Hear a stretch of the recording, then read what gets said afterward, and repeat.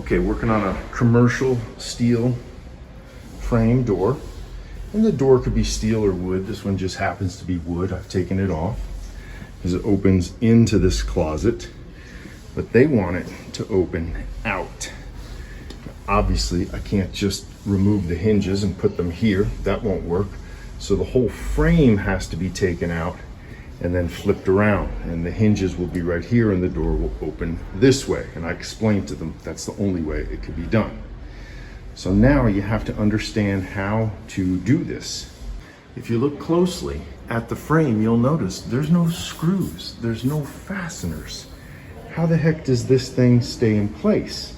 Well, when you understand these steel frames, you'll know that when you don't see any sort of fasteners, it's done in one of two ways. It was either put in place and then concrete was poured into it that holds it in place, but that sounds hollow, so I know that's not full of concrete. So in these steel doors, they have straps that go around the studs, and they're either nailed in or screwed in to the studs. You have to remove this material and get to those straps. Now I'm dealing with drywall here. This could be stucco, this could be wood. Cutting the drywall here, and I'm gonna pull this out so I can get to those straps. And I already did it on the inside.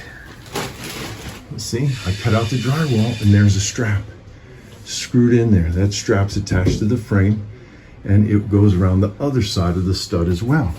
So I pulled off all the drywall and I can get to all the straps here on each side. So once I have access to all the straps, I'll just unscrew this, take the whole frame and flip it around this way and then reattach those straps. I'm not going to be replacing the drywall. That is not included in my job because I don't get involved in that. But understanding this makes it very easy. And here's why you are valuable when doing this. They sent me pictures and they said, our handyman couldn't figure this out. He doesn't know how this door went in. He doesn't know how to move it. And of course, because very few people do know these things. But when you see enough construction and you work with enough of these and you understand, it's really very easy. The hardest part is just getting off the material. You could charge a lot of money because they can't find anyone else to do this. Now I have everything cleared and I have access to all the straps. Before I do that though, I gotta look at where the door sits. If the door is down here, that's below this. So since that's a wood door, I can trim it. But if I couldn't or didn't want to, I'd have to make sure I can raise this thing up enough. And when I look in here, I can see there is enough room to move this thing up if I have to. Okay, now I got it flipped around. I make sure I can get these far enough apart so the door fits. Then I start with my hinge side and I get it plumb. And I put in my straps, just one screw, because I might have to move these. I haven't attached any of the straps over here. Now I'm gonna rehang the door and then just move this side of the jamb wherever I need to make the door fit. Now when I'm attaching the strike side, I just use a chisel or pry bar or shim or something, put it in there to get this nice gap.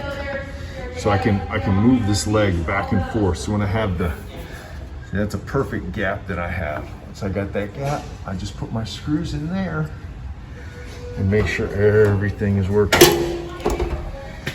Look at that.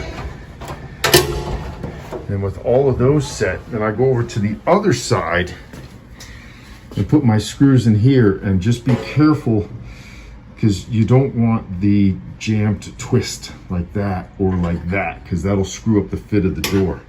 So put your screws in carefully and test fit the door each time. We got them all on both sides. And that's it. We just reversed the swing of this door. Not hard to do. This whole job took me 3 hours. 2.5 hours of that was just getting all the drywall out and getting the door out. That's how you do it.